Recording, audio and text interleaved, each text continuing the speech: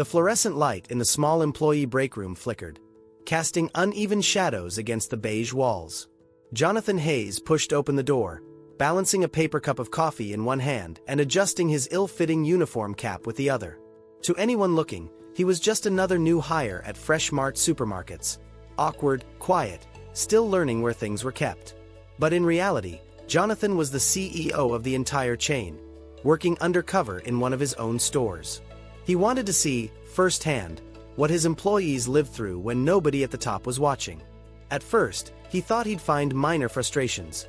Maybe long shifts, maybe a few complaints about pay or hours. He never expected what he was about to walk into that morning. Because there, in the corner of the break room, hunched over the scratched plastic table, sat Emily Carter, a cashier who had only been with the store for 2 weeks.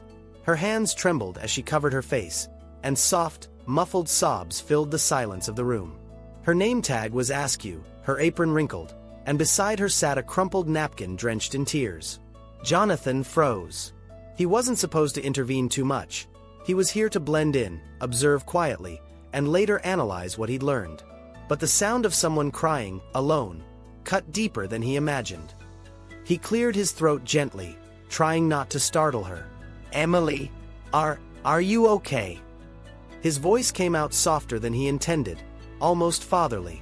Emily quickly wiped her face and sat upright, forcing a small smile that didn't reach her eyes. "I'm fine," she whispered, her voice breaking. But even as she said it, another tear slipped down her cheek. Jonathan hesitated. He had been in boardrooms with billionaires, negotiated contracts worth millions, and stood in front of investors with the confidence of a man who knew his worth. But here, in front of this young woman crying over something he couldn't yet understand, he suddenly felt powerless. Something inside him urged him to sit down. And so he did. He placed his untouched coffee on the table and leaned in. "Listen," he said quietly, "I don't know what's going on, but I know you're not fine. Sometimes, talking helps." Emily shook her head, biting her lip as though holding back words that threatened to spill out. She took a shaky breath. "It's just, everything feels too heavy right now, and I don't know how much longer I can carry it." Those words lingered in the air like a heavy cloud. Jonathan felt a tightening in his chest. There was something raw and desperate in her tone. He didn't press further, not yet. But in that moment, he knew this wasn't just about a bad shift or a rude customer. This was something bigger. Something that would eventually unravel his heart and force him to rethink the empire he had built. And here's the part you don't want to miss. The truth Emily would reveal to Jonathan in that break room wasn't just heartbreaking. It would forever change the way he led his company, and it would leave millions of viewers questioning what really happens behind the counters of the places they shop every day. So, stay with me until the end of this story, because what Jonathan discovered about Emily's life will not only break your heart, it will open your eyes. And by the time we're done, you'll see how one conversation between a CEO and a struggling cashier turned into a powerful movement that changed countless lives. Jonathan sat across from Emily, his uniform cap pulled low, his coffee growing cold in his hands. She avoided his eyes at first, fiddling with the edge of her apron, clearly embarrassed to be caught in such a vulnerable moment. But silence, heavy and unrelenting, has a way of pulling the truth out. And soon, Emily began to speak. "I didn't mean for anyone to see me like this," she whispered, her voice hoarse. I can't keep holding it in anymore." Jonathan nodded gently. "You don't have to tell me anything you don't want to, but if you do, I'll listen." That word, listen, seemed to unlock something. Emily's chest rose and fell with a shaky breath before the words tumbled out of her like a flood she had been holding back for far too long. She told him she was only 22. She had started college with dreams of becoming a teacher, but life hadn't given her the luxury of following those dreams. Her mother, the only parent she had ever known, had fallen sick during Emily's sophomore year. With no health insurance, the medical bills piled up so fast that Emily had no choice but to leave school and work full-time to help pay them. Her voice cracked as she recalled the nights she sat beside her mother's hospital bed, watching the strongest woman she knew grow weaker by the day. And then, just like that, she was gone. Emily was left alone with her 12-year-old brother Daniel, who still looked at her with the kind of trust children save for their parents. He depends on me for everything now, she said, staring down at her hands. Rent, food, school supplies. I'm all he has. Jonathan felt his throat tighten, but he kept his face calm, letting her continue. She described the endless cycle she had fallen into since her mother's death. Minimum wage jobs that barely paid enough to cover the rent of their tiny 2-bedroom apartment. Nights where she skipped meals so Daniel could have enough to eat. The mounting bills. The exhaustion of juggling 2 jobs at once. When I got this job at Freshmart, Emily admitted, I thought it would help. But it's the same. Long hours, not enough pay, managers who don't care if you're drowning, as long as the shelves are stocked and the registers don't freeze. She laughed bitterly through her tears.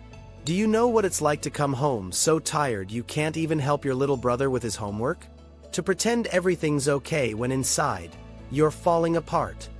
Jonathan sat motionless, every word cutting deeper than the last. He had read reports. He had seen data charts about employee turnover, wages, and labor costs. But hearing it from a young woman sitting across from him, her shoulders trembling with grief and frustration, was something entirely different. Emily wiped her eyes again, her fingers raw from the rough napkin she'd been using. I don't want pity, she said firmly. I just wish people understood how hard it is. Customers yell at me because a coupon expired, or because the line's too long. Managers scold me for being 2 minutes late, even when I had to run across town after picking Daniel up from school. And no one ever asks if I'm okay. No one ever sees me. Jonathan's mind replayed her words. No one ever sees me. It echoed in his chest like a drumbeat. For years, he had prided himself on building a company that served millions of families across the country. But here was Emily, a young woman, one of his own employees, invisible, unseen, her life unraveling under the weight of his company's blind spots. And yet, despite the crushing weight of her reality, Jonathan noticed something in Emily's voice when she spoke of her brother. A flicker of light. Even in the darkness of her exhaustion, her love for Daniel was unwavering. She would sacrifice anything, even her own well-being, just to keep him safe and give him a chance at a better future. Jonathan realized then that Emily wasn't just another employee. She wasn't just a statistic. She was a story that represented countless others within his company, voices he had never heard because he had never taken the time to step into their world.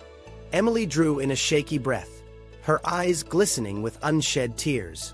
Sometimes I wonder if I'll ever make it out of this. If I'll ever be more than just surviving. But I can't give up. Not when Daniel's watching me. Not when he needs me to be strong. Her voice broke again, and Jonathan felt something stir inside him. Something that went beyond sympathy. It was guilt. And responsibility. Because the truth was, Emily's struggle wasn't just her burden to bear. It was, in some way, his fault. He didn't say that out loud, of course. Not yet. For now, he simply nodded, his own emotions threatening to rise to the surface. What Jonathan didn't know then was that this conversation, in this small, flickering break room, would set into motion a chain of events that would shatter his heart, challenge his beliefs, and force him to make choices he had never considered before. After that first conversation in the break room, Jonathan couldn't shake Emily's words from his mind. They haunted him during every shift, echoing in the quiet moments when the aisles were empty and the hum of the refrigerators filled the silence. No one ever sees me. Jonathan had thought he understood what it meant to run a company. He had spent decades behind glass boardroom tables, analyzing spreadsheets and listening to executives present polished reports.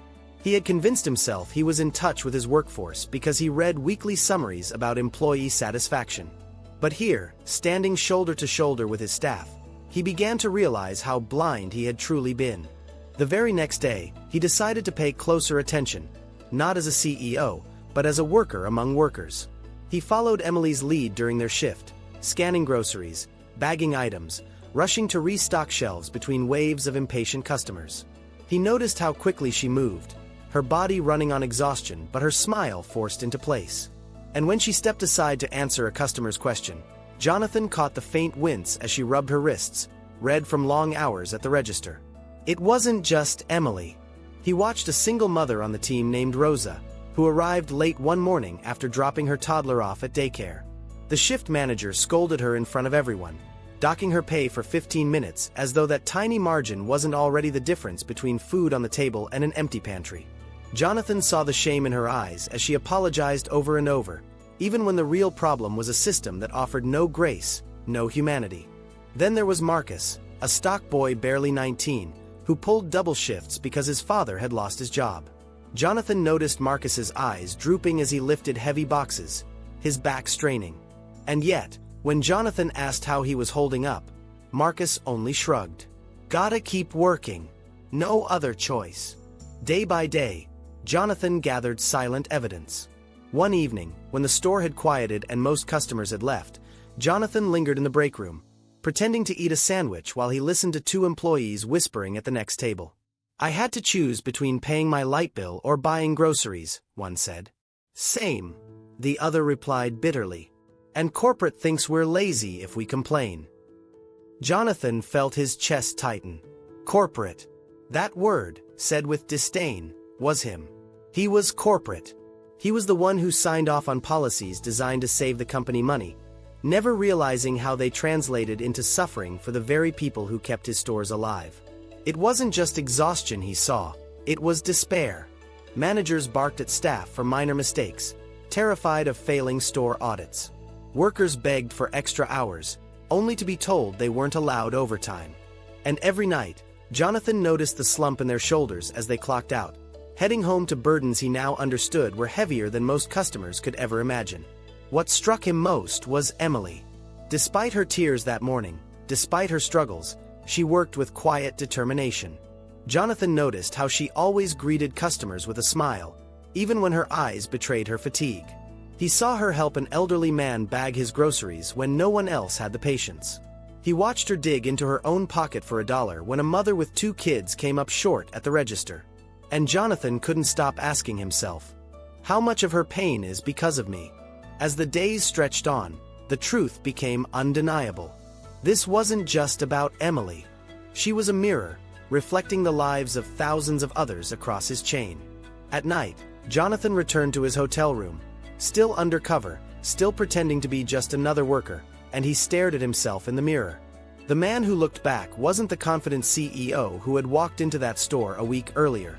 He was someone shaken, unsettled, even ashamed. For the first time in his career, Jonathan felt the crushing weight of reality. The system he had built, the empire he had expanded, had been thriving not because of him, but on the backs of people who were breaking beneath it. And yet, what unsettled him even more was that this wasn't the end of Emily's story. He could sense there was more she hadn't shared. Something deeper, something she carried alone, hidden behind her quiet resilience. Jonathan didn't know it yet, but soon he would discover a truth about Emily's life that would break him in ways he had never imagined, and force him to make a choice that would change everything. By the end of his first week, Jonathan was exhausted in ways he hadn't felt in decades. His back ached from hours of lifting boxes, his hands were sore from scanning items, and his patience had been tested by rude customers and demanding managers. But the physical fatigue was nothing compared to the emotional weight he carried. Emily's story had planted a seed of unrest in him, one that grew each time he witnessed the quiet suffering of his employees. One evening, as Jonathan stocked shelves in aisle 6, he overheard Emily's shift manager speaking sharply to her. "You can't keep switching shifts around, Emily," the manager snapped. "We're not here to accommodate your personal life. If you can't handle the hours, maybe this isn't the job for you." Jonathan froze, gripping a cereal box in his hand. Emily's face turned pale, her voice trembling as she tried to explain. "I'm not asking for special treatment. I need to be home at certain times for my brother. He's only 12, and there's no one else to watch him." The manager rolled his eyes. "We all have problems. You want the job, you stick to the schedule. End of story." Jonathan's stomach churned with anger, but he bit his tongue. He couldn't blow his cover. Instead, he watched as Emily nodded silently, her shoulders slumping, and turned back to her register. That night, Jonathan couldn't sleep. He lay awake in his hotel bed, the image of Emily's downcast face seared into his mind. For years, he had believed his managers were upholding the company's values of fairness and respect. But what he had seen was cruelty disguised as discipline. indifference wrapped in authority. He decided he needed to test the system himself. The next day, during his shift, Jonathan approached the same manager and asked if he could adjust his schedule. He explained, truthfully, that the hours were making it difficult for him to manage basic needs. The manager didn't even look up from his clipboard. "We don't make exceptions. You signed up for this, you work it. That's how it goes." Jonathan walked away, his jaw clenched. Now he understood. Emily hadn't exaggerated. The system was broken, rigid, unforgiving. And he, Jonathan Hayes, had unknowingly designed it that way. The breaking point came 2 days later. It was a Saturday afternoon, the store bustling with impatient customers. The lines stretched long, and every register was open. Jonathan was bagging items beside Emily when he noticed her swaying slightly, her face pale. "Emily," he whispered, "are you all right?" She forced a smile, shaking her head. "I'm fine, just tired." But minutes later, as she handed change to a customer, her knees buckled. The coins spilled to the floor as Emily collapsed behind the register. Jonathan dropped everything and rushed to her side. Her body trembled weakly, her eyes fluttering. A crowd gathered, the manager barking orders for someone to call 911, though his tone was more irritated than concerned. Kneeling beside her, Jonathan gently lifted her head. "Emily, stay with me. What's wrong?" Her lips parted, her voice barely audible. I haven't eaten in 2 days." The words hit him like a hammer. 2 days. Jonathan's heart pounded. "Why?" he asked, his voice breaking despite himself. Tears welled in her eyes as she whispered, "Because Daniel needed the food. I couldn't let him go hungry." A hush fell over Jonathan's world in that moment. The noise of the store, the ringing registers, the shuffle of impatient customers, it all blurred into silence. All he could hear was the soft, fragile truth spilling from Emily's mouth. She wasn't just exhausted. She wasn't just stressed. She was starving, sacrificing her own basic needs so her little brother could eat. Jonathan felt a lump rise in his throat, guilt pressing heavily on his chest. He had built a company that prided itself on feeding families, and yet here was one of his own employees starving within its walls. The irony was unbearable. As paramedics arrived and carefully lifted Emily onto a stretcher, Jonathan's hands trembled. He wanted to tell her then and there who he really was. He wanted to promise her that things would change, that she would never have to choose between her own health and her brother's stomach again. But he stayed silent. His cover was still intact, and he knew the reveal had to happen the right way. For now, all he could do was watch as Emily was wheeled out of the store, her face pale, her body fragile, and feel the crushing weight of his own responsibility pressing down on him. In that moment, Jonathan Hayes made a decision. He wouldn't just finish this undercover assignment. He would end it with a revelation that would shake his entire company from the ground up. But first, he had to face Emily again, and the truth she had shared would force him to confront not only his company's failures, but his own humanity. For 3 days after Emily's collapse, the store felt different. Her absence lingered in the air like a shadow no one wanted to acknowledge. Some employees whispered about her in the aisles, wondering if she would come back. Others shook their heads quietly, assuming she'd quit like so many before her, another young worker crushed under the weight of low pay and impossible hours. But Jonathan knew better. He had visited her at the hospital, quietly, without revealing who he really was.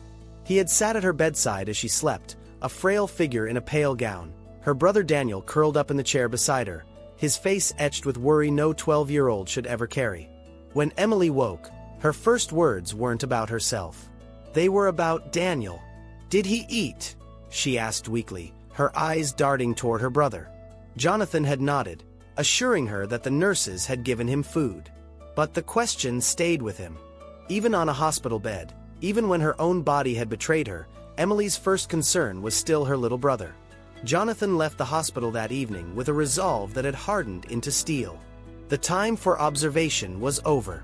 It was time to act. The following Monday, the staff of Freshmart gathered in the break room for what was announced as a mandatory meeting. Most employees filed in reluctantly, assuming it was another lecture about sales quotas or customer service policies. The manager stood stiffly at the front, clipboard in hand. Then, the door opened, and in walked Jonathan, not in his rumpled uniform, but in a tailored navy suit, crisp white shirt, and polished shoes. His disguise was gone. His true identity stood tall before them. The room fell silent. Whispers rippled through the crowd. "Wait, is that? No way. That's the CEO." Emily, pale but standing strong at the back of the room, gasped softly. Her eyes widened in disbelief as she recognized him. The quiet, unassuming coworker who had listened to her in the break room, who had bagged groceries by her side, was not who she thought he was. Jonathan took a deep breath, scanning the faces before him. For the first time in his career, he felt nerves prick at his skin. Not the nerves of a corporate deal, but the nerves of a man about to admit he had failed the very people who kept his company alive.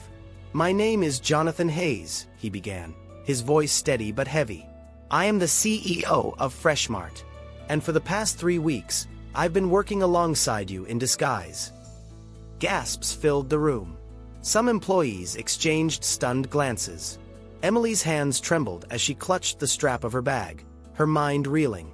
Jonathan continued, "I came here to see what life is like for the people who make this company possible. I thought I understood. I thought I knew what you went through.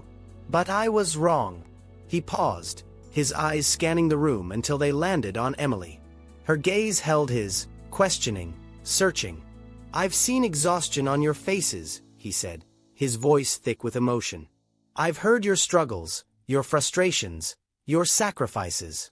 And I've seen firsthand the toll this job takes when we, as leaders, forget that behind every uniform is a human being with a life, with responsibilities, with dreams." Jonathan's throat tightened, but he pressed on. "One of you, Emily, opened my eyes in ways I can never forget. She told me her story, about her brother, about her sacrifices, about going without food so that he could eat.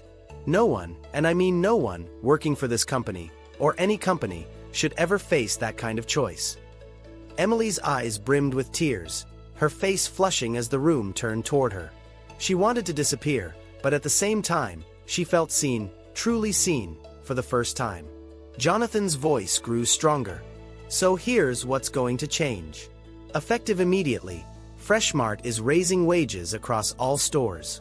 No employee will earn less than a living wage. We are expanding benefits to include flexible scheduling, mental health support, and food assistance programs for those in crisis. No longer will managers dock your pay for minutes of lateness. No longer will you be treated as disposable, because you are not. You are the backbone of this company."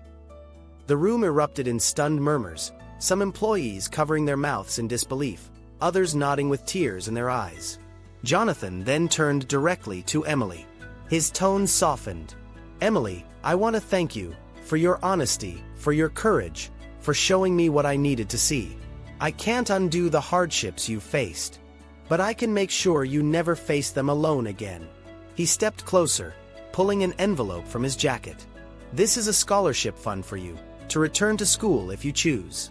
And for Daniel, your brother, we will provide full financial support for his education, all the way through college. You deserve the chance to build the future you once dreamed of." Emily's lips trembled, her hand covering her mouth as tears spilled freely down her cheeks. She shook her head in disbelief. I don't know what to say," she whispered. "Say nothing," Jonathan replied gently. "Just promise me you'll keep going, because your strength has already changed more lives than you realize, including mine." The room broke into applause, some employees standing, others wiping tears. For the first time, there was hope in the air, a sense that maybe, just maybe, things could be different. As Emily stood there, her world shifting beneath her feet, Jonathan realized something profound. He hadn't just come undercover to learn about his company. He had come to be transformed by the people who worked within it. And none had transformed him more than the young woman who once sat crying in a dimly lit break room. The weeks that followed the reveal were unlike anything Emily had ever experienced. She returned to the store, not as the invisible cashier who once cried alone in the break room, but as a symbol of resilience and change. Her co-workers greeted her differently now. With respect, with gratitude, with admiration. Some even told her, quietly, that her courage had given them hope for the first time in years. For Emily, the changes in the workplace were tangible. Wages went up. Schedules became more flexible. Managers were retrained, not just to enforce rules, but to lead with compassion. And slowly, the atmosphere in the store shifted. The exhaustion in her colleagues' eyes gave way to cautious optimism. The whispers of despair that once filled the break room were replaced with laughter and light conversation. But the biggest change happened at home. Emily no longer had to choose between paying rent and putting food on the table. She and Daniel could sit down to meals together without fear of scarcity. Daniel's grades improved as the constant stress of survival eased from their lives. And for the first time since her mother's death, Emily allowed herself to dream again. With the scholarship Jonathan had given her, she re-enrolled in college part-time, determined to finish the degree she had once abandoned. She spent her evenings studying while Daniel sat beside her, doing his homework. And every time she looked at him, she was reminded of why she had fought so hard in the first place. As for Jonathan, the undercover CEO, his life would never be the same. In interviews later, when asked what moment changed him most, he always went back to that break room. To the image of a young cashier crying silently at a table, believing no one saw her. He admitted that, until that moment, he had led with numbers instead of names, charts instead of faces. But Emily's story had forced him to confront the truth. A company is only as strong as the people who carry it. He often said, "I went undercover to understand my business. I came out understanding humanity." The reforms he announced that day rippled outward, inspiring other companies to re-evaluate their treatment of workers. For Jonathan, it was no longer about quarterly profits or shareholder approval. It was about dignity, compassion, and responsibility. And for Emily, it was about more than survival. It was about being seen, being valued, being given the chance to rise beyond her circumstances. Years later, Emily would graduate with honors and accept a position in Freshmart's corporate office, working directly on employee programs. She became the voice she once wished someone had been for her, a voice of empathy, strength, and change. And Daniel, he grew into a bright, ambitious young man, fueled by the sacrifices his sister made. He would go on to college himself, his path paved by the choices Emily had made to protect him. One simple conversation in a break room had rewritten the course of both their lives. But here's the truth: Emily's story isn't just hers. It represents countless unseen stories, countless workers struggling silently, countless people carrying burdens we may never notice unless we choose to look closer. And so, as you finish this story, I want you to take a moment to reflect. Think about the Emilys in your own life, the cashier at your grocery store, the barista making your coffee, the delivery driver dropping off your package. Behind every uniform is a person with struggles, dreams, and battles you may never see. If this story moved you, if it opened your eyes the way it opened Jonathan's, I invite you to join this community of stories. Because here, we shine light on the unseen, we give voice to the unheard, and we remind the world that compassion changes everything. Make sure to subscribe, share this story, and keep coming back for more. Because sometimes, the smallest act of kindness, or the willingness to listen, can shatter a heart and rebuild a life.